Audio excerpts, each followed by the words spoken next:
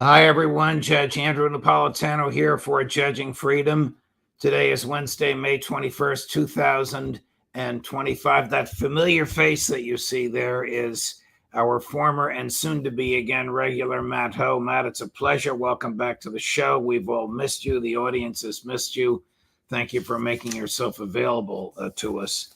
I want to spend most of our time talking about Gaza, but before we get there, a few questions on Ukraine. Do you think that the president and his negotiators understand the Russian mentality when it comes to things like, we're winning this war, why would we ceasefire? We don't engage in ceasefires as a prelude to negotiation. These four oblasts in Crimea were part of Russia before the United States even existed. We're claiming back what's ours. Do you think they grasp that mentality? Judge, it's good to see you. Thanks for having me back on. And no, they don't. No, they don't. The American empire, as represented now by this leadership we have, has always been an empire that more or less has had it easy, or it's always been an empire, all empires do, a bully, lesser than relationship with other nations. That, after World War II, the United States had 60% of the world's economic production. We had it our way wherever we wanted to. And then those we fought and who we often lost against in our wars of the last 80 years. I'm not even going to go before that because we could be here, for 3 days talking about that. But, even before, so even in the military affairs, right, which is essentially the focus of American foreign policy, particularly since the end of the Cold War, we've had militarized foreign policy. It's always been it's been one loss after another because the Americans fundamentally don't understand their adversaries. So I think what you're seeing here, Judge, and I think you're articulating it quite well.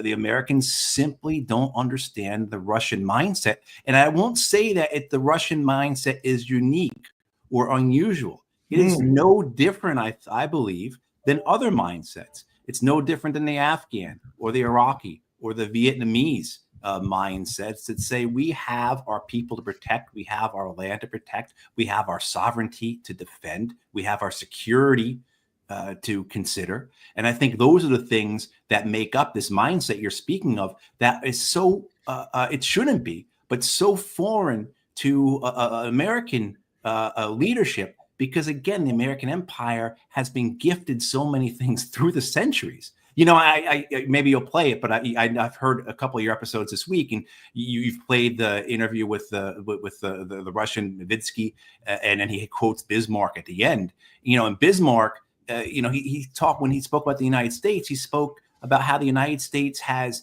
weak neighbors to its north and south, and fish to its east and west. Right? I mean, so the United States has always had it easy. Bismarck reportedly also said that God has a special providence for drunkards, fools, and the United States of America. So that too. That sounds like a Ray McGovern line. Well, let's talk about the other side of this equation.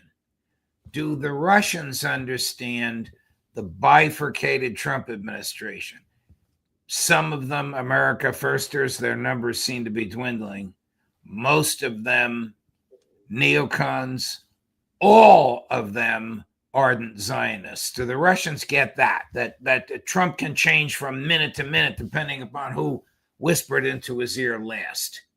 I think they do. And if you remember, Vladimir Putin said as much about 14, 15 months ago when he was asked who he'd like to see win the American election. And he said, he didn't say, I want Joe Biden, but he essentially said, we prefer Joe Biden because he's predictable, because we understand him. We understand where he's coming from. And I think that is what makes President Trump unique. He is no lesser of an imperial president than any of his predecessors, but his worldview, his outlook, his loyalties to the institutions, to the infrastructure of the empire to which his predecessors adhered, makes Trump a different form of imperial president, and more than likely a more dangerous political imperial president, because you don't know what he is going to decide to do next. None of us can sit here and say this is the United States position on Ukraine and Russia, because it changes day by day or week by week.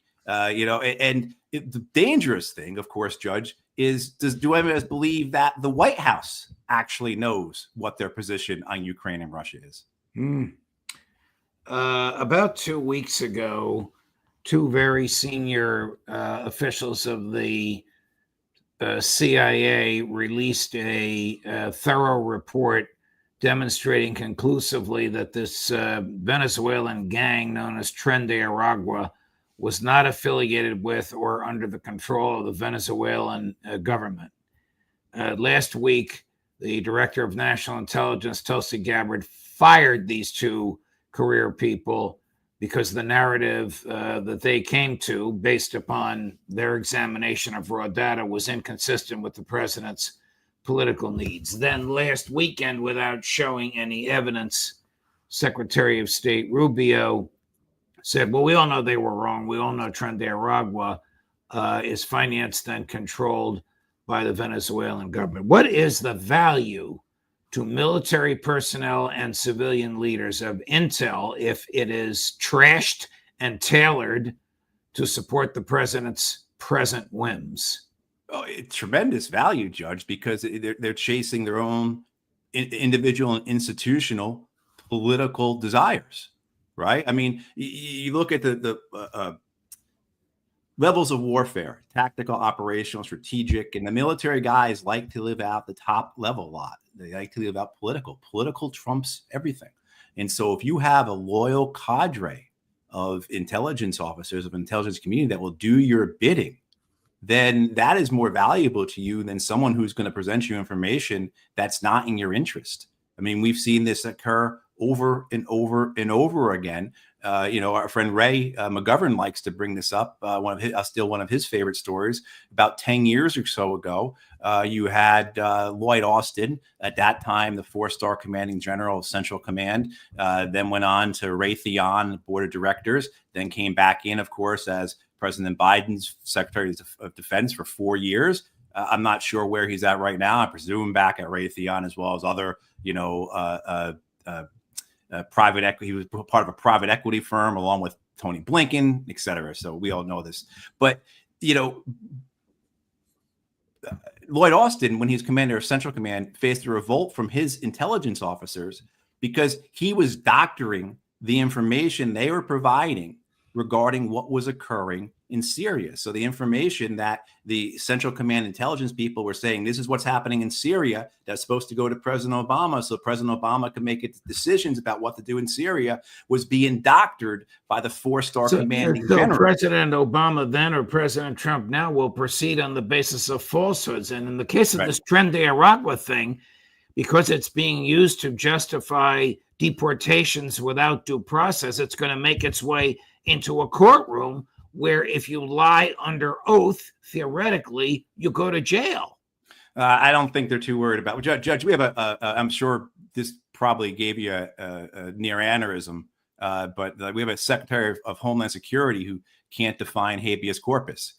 These people don't care about such things, and what I view this issue with Tren de Aragua and the intel community and these two intelligence officers being fired as getting their ducks in a row.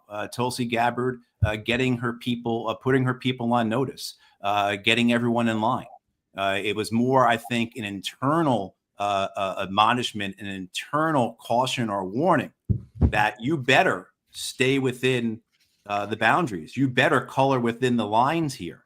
We don't want anything except for what we want.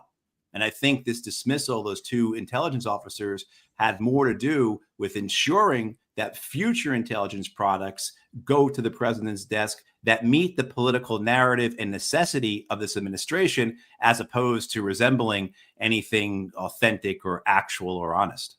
One clip I want to show you, to which you alluded before we jump over to Gaza. This is Kristi Noem, the Secretary of Homeland Security, making an absolute fool of herself yesterday in the United States Senate. Remember, she's under oath. Chris, cut number 16. So, Secretary Noem, what is habeas corpus? Well, habeas corpus is a constitutional right that the president has to be able to remove people from this country and suspend their right let me stop you, ma'am. Suspend their Habeas right corpus, excuse me, that's incorrect. President Habeas Lincoln corpus, used it. Excuse me.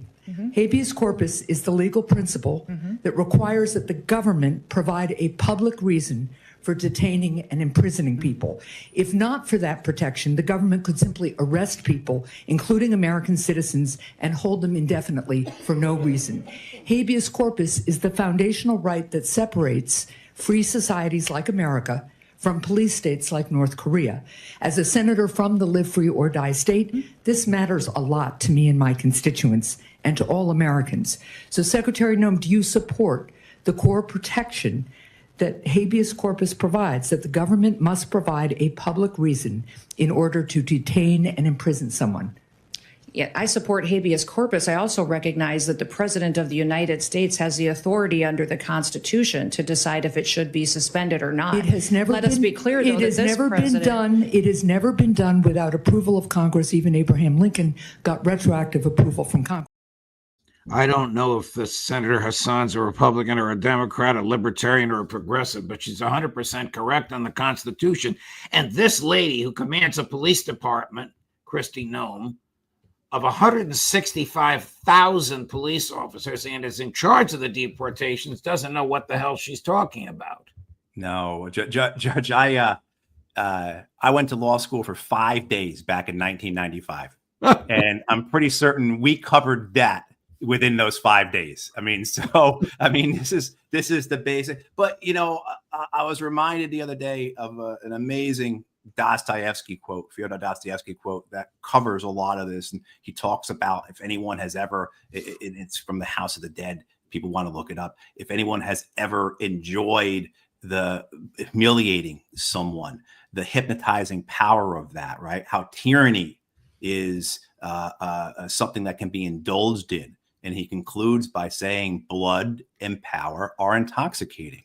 And that's what you have here. You have people who are intoxicated by their power, intoxicated by the ability to not just carry forward tyrannically, but sadistically. Kristi Noem, who has gone to that prison in El Salvador and taken TikTok videos there in the midst of that crime against humanity. She is not simply an ignoramus, but she is a sadist. She is someone who, as Dostoevsky would describe, intoxicated by blood and power. Our friend Max Blumenthal looked at a picture of her in front of 400 mostly naked men, the way she was dressed, and called it prison porn. Right. It's a legitimate critique of her. Let's change the subject, and thank you for your very, very sharp analysis on that. She's a disgrace.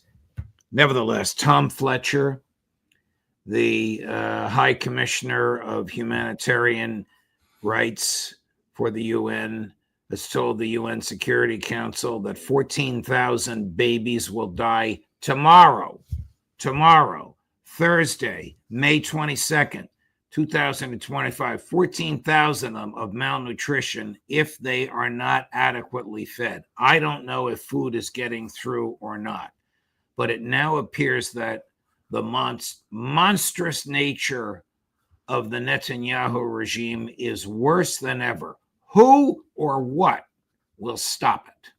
I don't think anything can stop it, Judge. No one's going to stop it. The Israelis don't care. You just had Danny Anon, who is their ambassador to the UN this morning, say to BBC that we don't care about support from the world. We don't need support from the world. You have seen the Americans, despite all the clamor last week about this space, this distance between the White House and Netanyahu, or Israel and America, that's nonsense. We've seen, whether it's comments from Wickoff or Bowler or whoever, the relationship with the U.S. is ironclad, or there's no daylight between Trump and Netanyahu. I think what you saw with almost 2 weeks ago now, when the Israeli prisoner of war, who's an American citizen, Adon Alexander, was released through a deal between the Americans and Hamas, that was the Americans essentially getting the only thing they actually care about out of Gaza, clearing the way for the Israelis to do as they wish. You have the Europeans making all types of noises. It will come to nothing. Spain, my grandparents are from Spain. They've been one of the leaders, if you will, against this genocide. And it's all it's meaningless and inconsequential. Their parliament just passed a non-binding resolution on arms sales to Israel, right? I mean, so if you're going to look at these nations around the world, who's talking the toughest?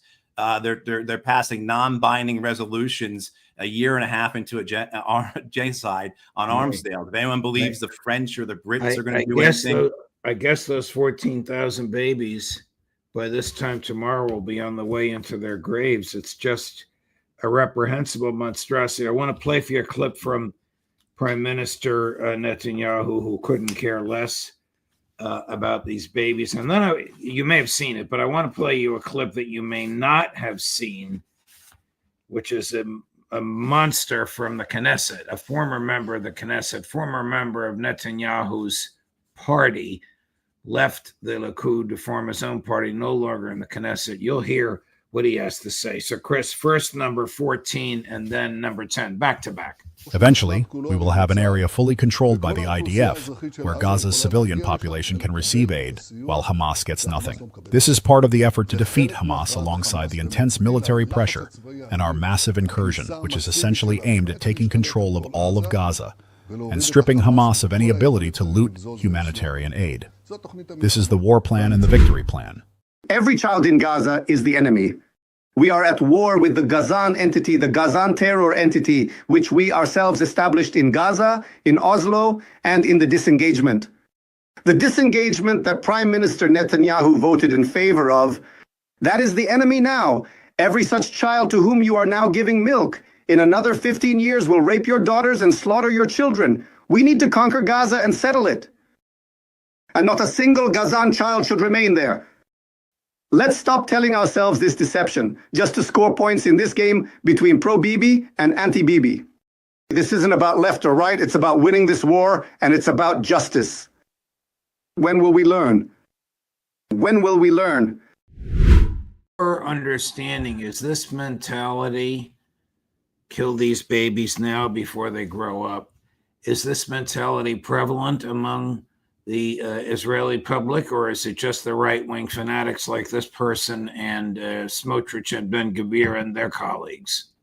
I believe it to be, Judge. There was just a poll by Channel 14 in Israel, found 53% of Israelis do not want food to go into Gaza. They want the blockade to continue, the starvation to endure. An important thing about noting about that 53% of Israelis who were polled who want 14,000 babies to starve to death is that includes Israeli Palestinians, right? So you remove that number and just look at Israeli Jews, and you're upwards well over 2/3, 3/4 of the population. You know, we've seen this consistently in public opinion polls, are in favor, are supportive of this genocide. Haaretz just had a story a few days ago about the yoga Nazis, as Haaretz called them. These spiritual, or many of them are secular, and they wouldn't be at first blush considered Zionists, and they do things like run yoga studios, who are full in favor of the genocide. Maybe they don't use the terms that we've just heard. Maybe they're not as blunt as, say, Bezalel Smotrich, the finance minister, who has been incredibly blunt and honest these last few days. He's always been that way, but especially these last several days, he's been incredibly clear about what he expects to happen. But we've always known this, Judge. I mean, even go back several months to the great Trump ceasefire, the inauguration ceasefire that Witkoff signed and got done. As you know, when that was passed, when that was accepted by the Israeli cabinet, they had an addendum tacked on saying, we will begin the genocide again. I mean, so this has always been the goal, and this goes back, predates October 7th, predates, the 67, predates 48. This has been the more than 100 year on the Palestinian people that requires ethnic cleansing and genocide in order for it to be successful. We only have a minute or two left. Why isn't Trump known as Genocide Don? Why don't the crowds chant that? It's just as bad under him as it was under Genocide Joe. It may even be worse. It appears that it may be worse. We keep seeing things, Judge, coming from Palestinian journalists saying how they've never seen it this bad. You know, a year and a half in, and you have these men and women who have been reporting heroically and diligently through this genocide, and they are saying it's never been this bad. And I am perplexed, too, as to why Donald Trump has not received a nickname himself, because what he is doing certainly is equal to what the Biden administration did. Matt Ho, a pleasure, my dear friend. I hope you can come back and visit with us soon. We miss you. Thank you for your insight. Thank you for your incredible heart and compassion, tempered by all of your knowledge and experience. All the best, Matt. We'll see you again soon. Thanks, Judge. Of course. Coming up later today at 3 o'clock, Phil Giraldi, and at 4 o'clock, the always worth waiting for, Scott Ritter. Just Napolitano for Judging Freedom.